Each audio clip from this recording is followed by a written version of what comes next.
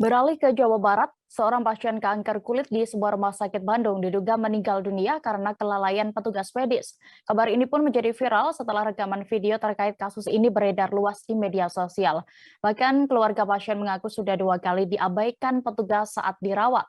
Pasien meninggal atas nama Asih Sekarningsih, 34 tahun, warga Gang Samsi 2, Kelurahan Kebonwaru, Kecamatan Batu Nunggal, Kota Bandung.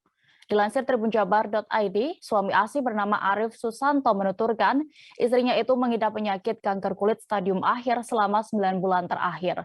Arif pun menceritakan kronologis penanganan perawatan di rumah sakit tersebut yang dianggapnya lalai sehingga menimbulkan korban jiwa. Dia mengatakan istrinya yang divonis kanker kulit stadium akhir awalnya melakukan pemeriksaan di Rumah Sakit Santo Yusuf, Kota Bandung.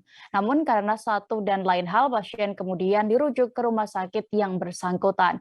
Karena kondisi yang memang sudah parah, pasien kemudian harus mendapatkan bantuan oksigen untuk bernapas pada hari Rabu 11 Mei 2022 lalu.